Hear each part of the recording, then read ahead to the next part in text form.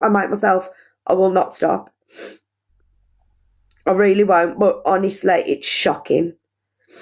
The way they've treated our family, we've had more support from the families of the other British lads who have died out there than we have the Spanish authorities. They've given us nothing, like literally nothing. They've just tried to brush us off at every single point. Do they know you're looking into everything? Yeah. And I said, so once I'll put a photo on Facebook of the cleaner and Josh saying, does anybody know this cleaner? If you do, could you please speak to her to see what she spoke to Josh about? The Spanish police messaged my mum after not speaking to her for weeks. Messaged my mum saying, take that photo of the cleaner down. They watch all my social media things, and to be quite honest with you, I'm not bothered. They can watch what they want. They need to know that we're not going to get away. Then they're not going to get away with it. How can they say he died of natural causes, but then his autopsy is showing signs of struggle? It's showing bruises and scratches. They can clearly see your post. I'm not bothered if they can see my post. I want them to see my post. I want them to know that we're not going to go away. I want them to know that every news channel in every part of the world will be aware of what they've done. And this is the thing, a lot of things don't get talked about. Like Nathan's parents and Brett's parents, they've been on the fight for their lives and they're doing incredible. But it is such a hard thing to do, to keep fighting for something. And we feel like we're not going to get somewhere. But deep down, I know. I'm a big believer in have a bit of hope. If you haven't got hope, you're going to get nowhere in life. Weird that they said natural causes like heart attack, and then he's got scratches and cuts. Yeah, exactly that. And we also know that Josh had, whilst in his hotel or on the way to the hotel, he had rugs. That will probably show up in his system on the toxology, which we're aware of. We know that. But even still, with all the scratches and bruises on the outside of his skin, they show signs of that's not a natural death. None of that's natural. And then his body being moved to 2 different places in the woods. How can that happen? How can his body be moved twice? I'm going to put a picture of Josh in the background whilst I have a fag. Because my God, it's stressful talking about all that.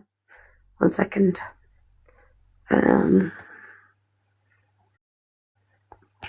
Sorry, 1 second.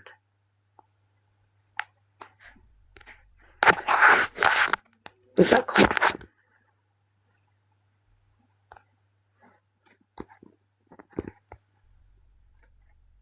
Thank you so much, Helen. It is. Here's Joshua.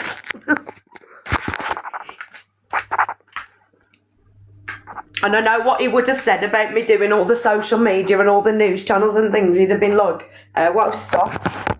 She will not stop till she gets to the bottom of this. They have always been the gobby one and the very stubborn one. Josh is like very quiet, laid back, chilled.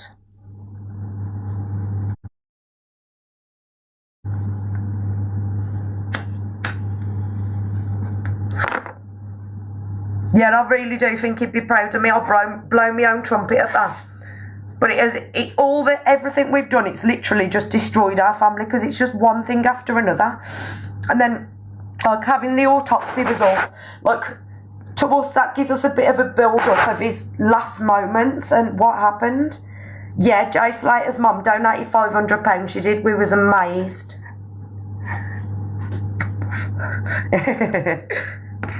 He'd love that. He'd love your son, his answer. He would be so proud of you with every step of the way. Oh, thank you. He would be happy with the score tonight. Oh, honestly. So we try and look on the good side of everything. Now to watch every match he wants to watch. Josh would never miss a match, which is one of the strangest things about his story, because the day that he left his hotel, Wolves were playing, and he'd booked a table in a bar, and he never made it. Once you've set your heart on something, you don't stop. You've always been the same, Aya. I have, Mel. Thank you so much, Bab. I'm a very determined and stubborn girl. I've holidayed in Lorette for many, many years ago. It seemed a safe place. Don't get me wrong, I will say Lorette de Mar is a beautiful town. It is beautiful. Obviously, you get bad in any place you are, don't you? You get bad in any place. It's not just like it's saying in Warsaw. There was things going on in round by where I live the other day. Look, you get bad in any place. He's just got involved with the wrong people over there. But I do feel like he's been he's definitely been killed. How the police want us to believe it was just he walked to those woods alone and then just died of natural causes. I'll never get my head around that part. And then the fact that the first officer on the scene said he's got signs of foul play. How long was he meant to go for? A week, I'm pretty sure it was. So he'd even told me that he was gonna... So he'd phone me when he was in the airport, in Birmingham Airport, because he was getting me a sleeve of fags. And he phoned me when he's in the airport, and he was messing about, and he goes to me, Ash, I can't get the flight. And I said, why? He went, I've had too much to drink, I can't get on. He wasn't drunk, he was playing about. He said, I can't get on the flight, I've had too much to drink. And I was going to him, oh, you're a bloody idiot, you are. Why have you done that? And then he started laughing and he went, no, Ash. He went, what fags do you want? I need you to tell the man. I thought, you bugger, I genuinely thought you couldn't even get on your flight then.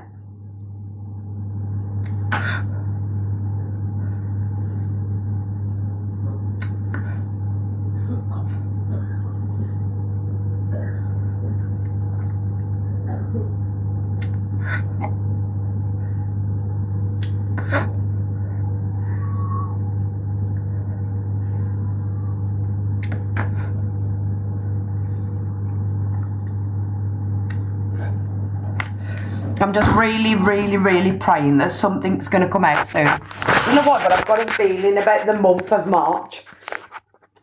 I don't know what it is, but something about March just sends chills through me. Hopefully that's when we're going to find out what's happened to him. Properly.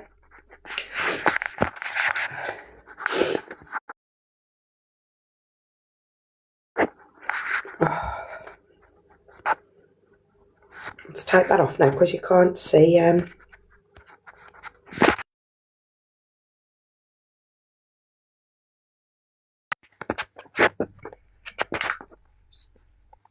You should say something about the taxi driver. Say what about the taxi driver, Bob?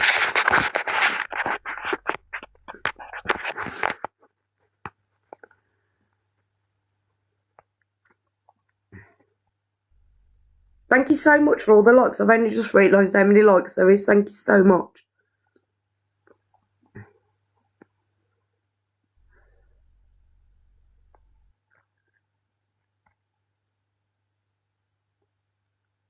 The police have had the taxi driver in for questioning and they let him go. They said there's nothing suspicious. But bear in mind, he was one of the last people who spoke to Josh. And he also one-called Josh as Josh was walking out the hotel. And then Josh one-called him back. And to me, that means to say, I'm outside. And then 7 minutes later, then he texts saying, I fucked up good and proper. To me, I feel like that one call to the taxi driver and the one call back to Josh was to say, I'm outside, get out your hotel. Then he's gone out his hotel. He's got in a car. I believe there's another 2 or 3 people involved personally. He's got in the car. And then when he's got in the car, they've said something to him. And then Josh has tried to phone me and my mum's partner.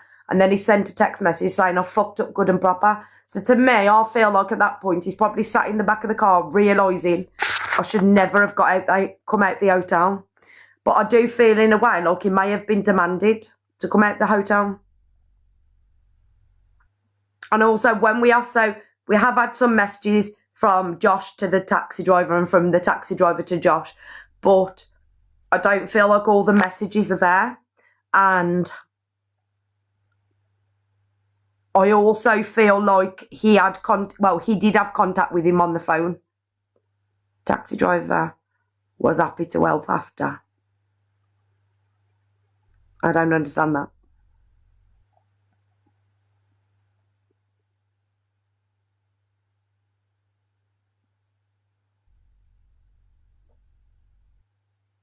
Can't you get them off his network provider? So we can't get the context of the messages because the messages from Josh to the taxi driver were on WhatsApp. He sent us some, but the taxi driver told us, so we asked for all the messages. The taxi driver told us that his phone had been stolen. Funny. His phone had been stolen and he couldn't retrieve all the messages.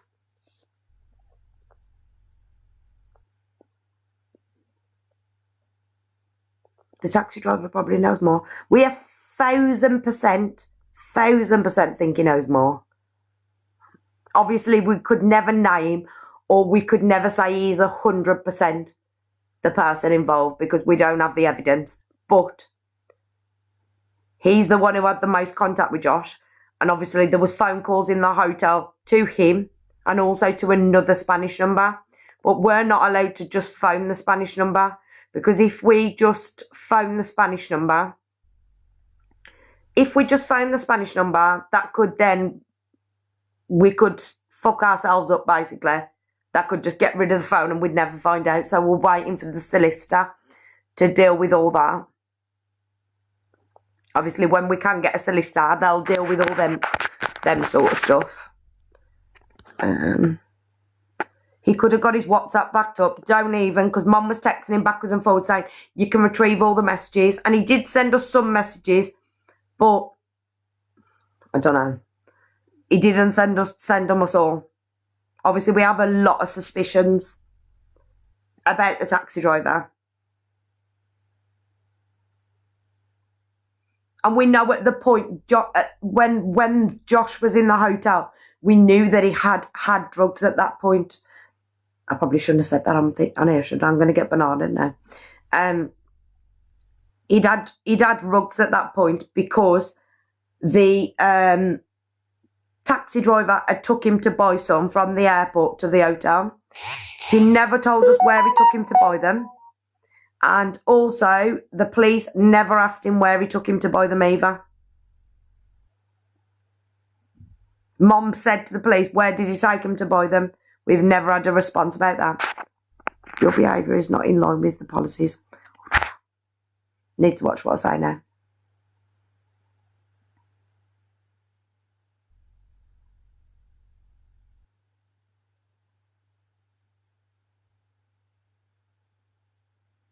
Did you know the taxi driver before he went over there? So he found him on Facebook and obviously started messaging him about a transfer and things, and that was it. Sounds like they're all working together. Yeah, I think so. I believe there's maybe 2 or 3 people involved, I do. Best to restart. Oh, am I? Okay, I'll come off. 1 second.